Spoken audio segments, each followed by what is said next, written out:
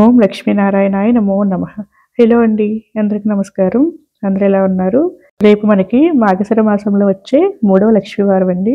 ఈ రోజు అమ్మవారిని ఏ విధంగా పూజించాలి, వ్రత విధానం ఏంటి, అలాగే ఏ నైవేద్యాన్ని సమర్పించాలి, పూజా సమయాలు ఎప్పుడు, ఈ రోజు అస్సలు చేయకుండా పనులేంటి అని అన్ని విషయాలు కూడా ఈ వీడియోలో క్లియర్గా తెలుసుకుందామండి.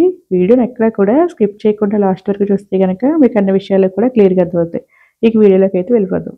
సకల సంపదలను, అష్టైశ్వర్యాలను, ఆయుర ఆరోగ్యాలను ప్రసాదించే 5 లక్ష్మీవారాల పూజ అండి ఈ మార్గశిర లక్ష్మీవారాల పూజ. ఇప్పటికే మనం 2 వారాలు అయితే పూజ చేసుకుని మూడవ లక్ష్మీవారం అయితే చేసుకోబోతున్నాం.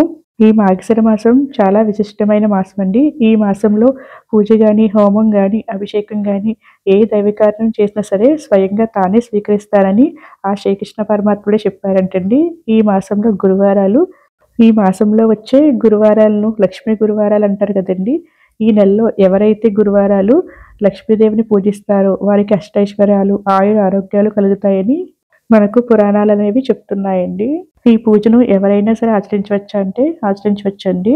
ఈ లక్ష్మీవారాల పూజను పెళ్లి కాని వారైనా సరే చేయవచ్చండి, పెళ్ళైన వారైనా సరే చేయవచ్చండి. ఎవరైనా సరే ఈ పూజను ఆచరించవచ్చు. ఈ మార్గశిర మాసంలో లక్ష్మీనారాయణను ప్రతి గురువారం పూజించడం వల్ల ఆ ఇంట్లో ఎలాంటి లోటు ఉండదండి. ఎలాంటి ఆర్థిక ఇబ్బందులు ఉన్నా సరే తొలగిపోతాయి.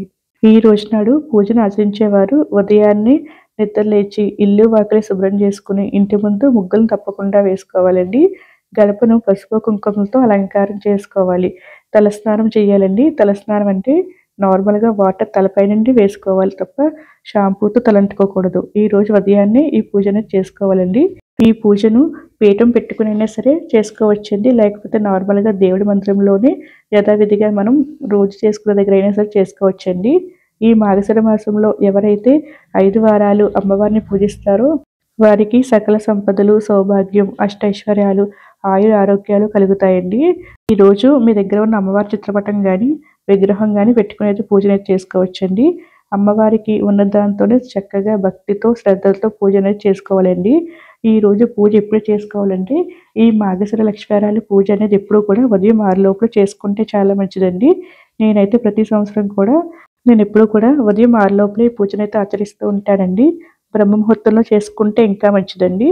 ఈ పూజను మిగతా పూజల్లా కాకుండా ఉదయమే ఆచరించాలండి. ఎందుకంటే ఉపవాసంతో ఈ పూజను ఆచరించాలండి.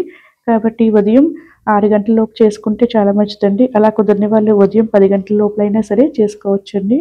ముందుగా గణపతిని పూజించాలండి. గణపతికి షోడోపచార పూజ కానీ, పంచోపచార పూజ కానీ చేసుకోవాలండి. ధూపం, దీపం, నైవేద్యాన్ని సమర్పించాలి. తర్వాత అమ్మవారిని పూజించాలండి.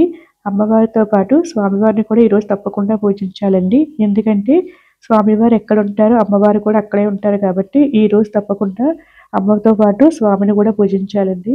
ఈరోజు అమ్మవారిని మీ దగ్గర ఉన్న లక్ష్మీప్రదమైన, మంగళకరమైన ఏ వస్తువులతో అయినా సరే పూజనైతే చేసుకోవచ్చండి. తామర గింజలతో కానీ, 1 రూపీ కాయిన్స్తో కానీ, లేకపోతే చిట్టి గాజులతో కానీ, పసుపు కొమ్ములతో కానీ, ఎర్రటి పుష్పాలతో కానీ, వీటితోనైనా సరే అష్టోత్తరం చేసుకుంటే చాలా మంచిదండి. ఇలాగే చెయ్యాలన్న నియమం అయితే ఎక్కడా లేదండి. భక్తి శ్రద్ధలతో చేస్తే చాలండి. అమ్మ అనుగ్రహం అనేది మనకి తప్పకుండా లభిస్తుందండి. అమ్మతో పాటు స్వామివారిని కూడా పూజించాలండి.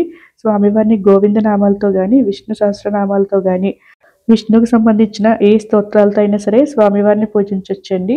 ఇవేమి మాకు రావు అనుకుంటే కనుక ఓం లక్ష్మీనారాయణాయ నమో నమః అనుకుంటూ కూడా పూజనైతే చేసుకోవచ్చండి.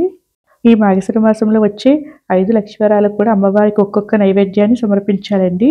ఈ మూడవ లక్ష్మీవారం అమ్మవారికి బెల్లం పరమాన్నం కానీ, అప్పాలు కానీ నైవేద్యంగా సమర్పించాలండి. ఇవేమి చేయలేము అనుకున్న వారు చిన్న బెల్లం ముక్కను కానీ, పాలు కానీ సమర్పించవచ్చండి. ఈరోజు అమ్మవారిని ఎర్రటి పుష్పాలతో కానీ, సుగంధభరితమైన పుష్పాలతో కానీ పూజిస్తే చాలా మంచిదండి. మీ దగ్గర ఉంటే కనుక గజలక్ష్మి దీపాన్ని కానీ, కామాక్షి దీపాన్ని కూడా పెట్టుకోవచ్చండి. ఈరోజు అమ్మవారికి నూనెతో చేసిన నైవేద్యాలు ఏవి కూడా సమర్పించకూడదండి. నెయ్యితో చేసిన నైవేద్యాలు మాత్రమే సమర్పించాలి. అలాగే దీపారాధన కూడా ఆవు నెయ్యితో మాత్రమే చేసుకోవాలండి. నూనెను ఈ రోజు అసలు వాడకూడదండి. ఈ పూజను ఆచరించేవారు ఈ రోజు నాడు తప్పకుండా కొన్ని నియమాలను అయితే పాటించాలండి. ఈ రోజు తలకి నూనె అనేది పెట్టుకోకూడదండి. అలాగే తలంటుకోకూడదు, తల దువ్వకూడదు. పూజ అంతా అయ్యే వరకు ఉపవాస నియమాన్ని పాటించాలి. అలాగే ఈరోజు బూజులు దులపడం లాంటివి చేయకూడదు. పిల్లలను తిట్టడం, కొట్టడం లాంటివి కూడా అస్సలు చేయకూడదండి. అప్పు ఇవ్వడం కానీ, తీసుకోవడం కానీ అస్సలు చేయకూడదు. ఇంట్లో ఈ రోజున ఎట్టి పరిస్థితుల్లోనూ గొడవలు అనేది పడకూడదండి. చీపురును బయట పడవేయడం అలాంటివి కూడా చేయకూడదండి. మధ్యాహ్నం సమయాన నిద్రపోకూడదు. ఈరోజు శాకాహారం మాత్రమే తీసుకోవాలండి. బ్రహ్మచర్యాన్ని తప్పకుండా పాటించాలి. ఈ నియమాలన్నింటినీ కూడా ఈ రోజు నాడు తప్పకుండా పాటించాలండి. ఈ మాఘశిర లక్షవారం పూజలో తప్పకుండా ఆచరించవలసింది మాఘశిర లక్షవారాల వ్రత కథండి. ఈ వ్రత కథను తప్పకుండా చదువుకోవాలండి. ఈ వ్రత కథ చదువుకుంటేనే పూజా ఫలితం అనేది మనకు లభిస్తుందండి. వ్రతకథ చదువుకునేటప్పుడు కొన్ని అక్షింతలు చేతితో పట్టుకుని వ్రతకథ పూర్తయ్యాక ఆ అక్షింతలు అమ్మవారి పాదాల దగ్గర కొంచెం ఉంచి మిగతా అక్షింతలను మన పైన, మన కుటుంబ సభ్యుల పైన శిరస్సున వేసుకోవాలండి. పూజ అంతా అయ్యాక అమ్మవారికి, స్వామివారికి కర్పూర నీరాజనాన్ని సమర్పించాలండి. నారికేళాన్ని కూడా నైవేద్యంగా సమర్పించాలండి. సో ఇదేనండి వీడియో. మాఘశిర లక్షవారం 3వ వారం పూజ ఏ విధంగా ఆచరించాలి, ఏ సమయంలో ఆచరించాలి, ఏ నైవేద్యాలు సమర్పించాలి, పూజా నియమాలేంటి అని అన్ని విషయాలు కూడా ఈ వీడియోలో క్లియర్గా అందించాలనుకుంటున్నానండి. నా వీడియో నచ్చితే కనుక ప్లీజ్ లైక్ చేయండి, షేర్ చేయండి, సబ్స్క్రైబ్ చేసుకోండి. మరొక మంచి వీడియోతో మళ్ళీ కలుద్దాం. సర్వే జన సుఖినో భవంతు. Thank you for watching.